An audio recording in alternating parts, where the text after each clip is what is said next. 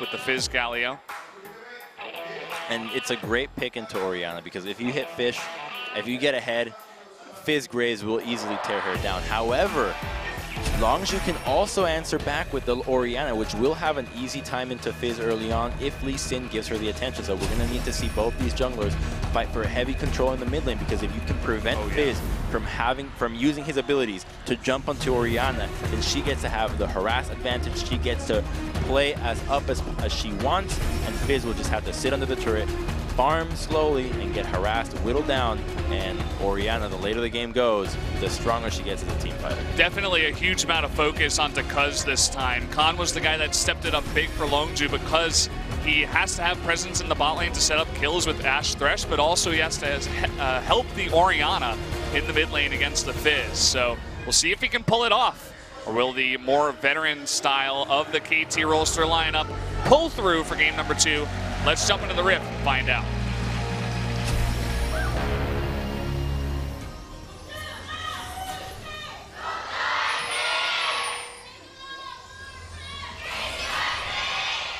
I still can't find the source of the yelling. I see you looking around like, who is it?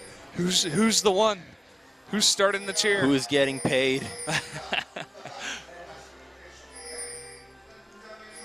Nothing crazy, level 1, the standard 5-point formation. It's devolved from mid laners dancing in front of each other in the mid lane to both standing in the entrances to the... Galio doing so much damage, but triple Doran's Ring, and he just does a lot of damage just on the base damage from all of his abilities. And having that extra AP, you can see that damage. Oh man, they use the ultimate here on the Xayah just to avoid the hook.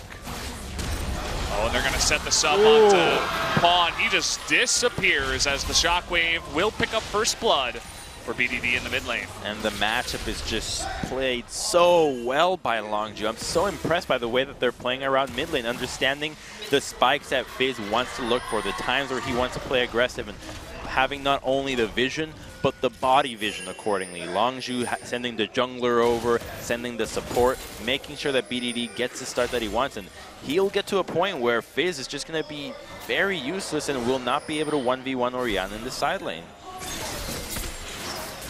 It's giving me chills just thinking about it. I mean, they saw the composition from KT, they saw what they were going to play around, and they're just dominating them at every single place here. I mean, Pawnee tries to go on in and he just gets destroyed. And that's the thing, he doesn't have Chum the Waters. That was the play that Gorilla came into the mid lane to make sure that he didn't have it, and Pawn really just trying to make something happen, uses his playful trickster instead to engage. I don't see what Pawn's going to be able to do here. Another Chum the Waters does miss. I mean, that's supposed to be used to pick up kills. Right now, he's just missing. And, oh, that was cute, but at the same time, in comes Khan.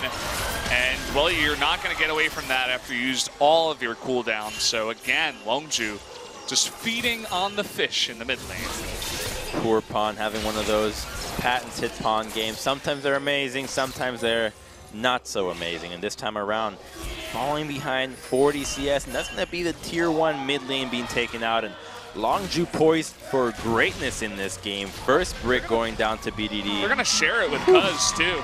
They don't even give all the money over to BDD. Maybe, you know, Cuz being that living ward, it pays off. Now we have a fight in the bot lane. There's the route onto Gorilla, but the heal will get him to safety.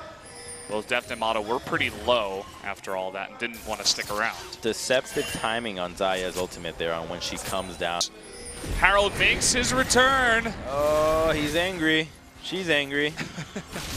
Nice hook. Oh man, that arrow was gigantic. Able to take out Pawn before the fight even starts. He's going rampant onto that turret, but still does not couldn't even take it out. But it does do more than enough damage with that charge that some couple of auto attacks on the next visit will take down the turret. So in the end, not the worst use of Herald, but Pawn, he gets taken out by the arrow, not by the hook, but he's already feeding, so not a huge deal. He's just going to go into the side lane. He's going to catch back up, use that teleport to keep trying to catch back into this lane, and you just got to leave him alone and try to hope that he's farming effectively. So, I mean, Prey was bought by himself, and they were looking to rotate down and kill him, but instead they find the blue buff. We'll take that away from BDD. Take a little bit of pressure off that mid lane.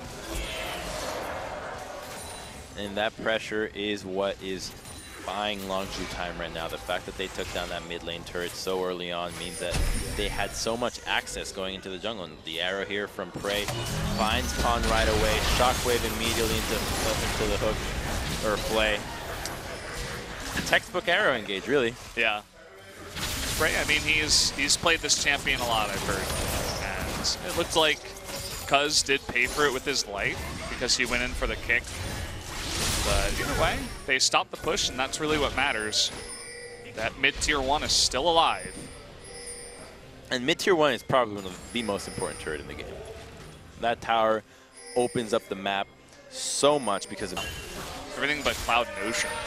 And uh-oh, KT, they really want that turret, but it's just not working out for them. Here comes Galio, and finally chums the water, hits something. Prey looks like he finally will pay the iron price. In comes Khan in the back, will pick up Mata, so 1-for-1 for now. Cuz getting a little bit low, will jump to safety onto BDD. And that's all that will come out of it, just a 1-for-1 trade. But definitely taking out Prey is a pretty nice catch for KT. Perhaps they're feeling to try to engage onto this. Khan is in the backline, and Shockwave is available. Does make there it is. Look at that! Gonna just destroy that guy and Pawn. Ooh. Getting very low as well. Score forced to flash away. There's the double kill onto BDD. All you guys who are asking all of Spring Split, where's BDD? There he is. There he is. He's in the studio. He's playing. He's playing some good League of Legends and 2 games of Orianna. Literally the most, I'd say probably the best mid laner, or Orianna. She's just so standard. She really teaches you all the fundamentals you need to know about League of Legends. And here, the Blade of the Ruin King onto the Lulu, and it's a great flash fish from Prey, but as soon as that kill goes through, they keep trying to go for more, but every ultimate got blown from the get-go, and they still greed out. They're trying to go for more. They feel desperate. They know they're behind, even though the gold is only about 2K difference. And Longzhu looks low. Like, a lot of their members are low, and Deft and Pawn are full health, so it's like, oh, okay, we can take out this turret, but they weren't expecting come from behind. The perfect shockwave here. BDD, he doesn't have to have full health to make that happen. You always have to count the ultimates if they're still available in any fight. And so they did not account for Orianna still having Shockwave, and easily cleans up everybody else. And as a result, Longzhu get a Fire Dragon under the belt, and Fire and Mountain adding up to themselves means that they're poised to make some great moves around Baron in the next couple of minutes. Looking so good. I feel like the only mistake we've really seen from this Longzhu side in this game was Prey not flashing very low on his mana. Makes it hard for him to constantly wave clear against that push of Galio. And it's because Jarvan has not gone with any magic resistance right now. He got far ahead in the laning phase that he just was comfortable buying full damage, and he's just going to get taken down real easily here. Oh, he tries to get away there, but not quite. Oh! So much damage coming out here. Meanwhile, Mata picks up a kill. Looks like there was some action in mid, but no kills happen. So you know that when you're getting dove by a Graves under the turret, you can actually dance around the entire turret, and he can't actually hit you. So perhaps a better choice would have not been to drop the Cataclysm and try to keep anybody trapped, because the aggro was on Smed, but to dance around the turret and try to slow down the damage. CP is out. Gets canceled though. Oh no, it does not. Yeah, it's coming through. Cuz is actually too far away to finish that Q. Looks like a turret went down on the bottom lane in the meantime, so Score getting objectives as all of this happens, and Longzhu going to take a very passive route afterwards and just try to disengage. No kill onto Pawn, and they lose a turret for it, so KT making a case for them to come back into this game. Well, they're only 500 gold down, so this is still anybody's game, even though the kills are definitely in the favor of Longzhu. The turrets are not, and we'll take another look right here at this dive. As soon as he blows Playful Trickster, you know you're in trouble. And so the shockwave comes through. Luckily, the fish stops Lee Sin from engaging right away, and he's capable of just getting out. And Galio, he doesn't have enough damage to kill anybody on his own, at least not the Lee Sin. Team And now they're looking for the counter engage. They're on the chase. Very cautiously once again. They're going to get on to score. The arrow actually hits Galio here. And Khan going super deep. There's the shockwave to line that up, and down goes Deft. And that is a huge amount of damage taken away from this KT lineup. Now Snap all alone. A double kill. Another one here for the Orianna as BDD really beginning to pop off. And that's a great wombo, and the call is straight towards the Baron. Score does not have flash, and there's really nobody on KT side that can get into this Baron pit and try to defend what Longzhu is trying to do. 2 kills in the mid and late game is almost always going to be an objective that is as big as possible. Longzhu recognize that Baron is available for them, and they're going to be able to walk away with this one scot-free, and that is also going to be a tier 1, whereas KT have nothing to answer for themselves, just 2 lanes of farm, and then measly Ocean Dragon at 30 minutes does not mean a whole lot. So we saw a lot of the communication between specifically Khan and BDD in game number 1, where Khan goes in, he has the confidence, the communication with his mid laner to say... Khan still looking for a fish from the side. He's going really far back, but will get spotted out by Cuz. Cuz on the chase. Khan does get taunted, but still gets over. And Pawn, okay, Galio coming on in. Big taunt, but there's no follow-up once again. And he will get knocked up. Pawn on the run, and Prey's not even there. He's taking out turrets. Longzhu is just all over this team right now. The arrow comes through. They do barely miss that. Shockwave will knock up Death, and that's going to be a double kill going over to Khan as he continues to go deeper and deeper. Pawn, he's trying to make something happen.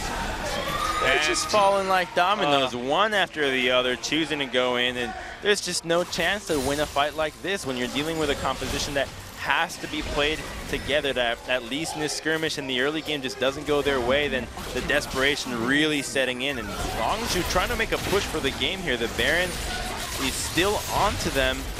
Could this be the game-winning push? Teleport goes through, and it likely will be. 3 people down, and Longzhu just completely decimating KT. Oh, this wasn't even close. They 2-0'd them, and they made it look so easy. They're even trying to kill score on the back of this, and then they'll kill the Nexus. 2-0 for Longzhu with a huge upset win against KT, but they didn't make it look like an upset. Not even close. Not even close. KT, what were they doing in the break? Because they look so disjointed in this match.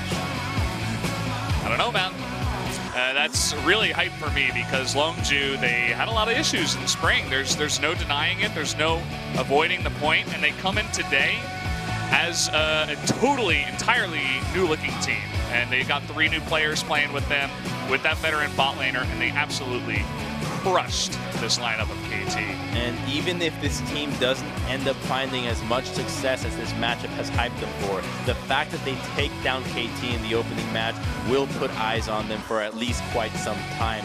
A very great showing, and KT wondering, perhaps we got the meta wrong on this patch, or perhaps we need to reassess what's going on. The Orianna Jarvan combo, really powerful, and even in the previous game, we did see Jarvan be played with a little bit more. A pick that definitely seems to have more value once those buffs came through and once Orianna has established herself as a pinnacle of the mid lane. So they proved themselves tonight. Longzhu looks really good. We've talked that point over, but what's going to happen when another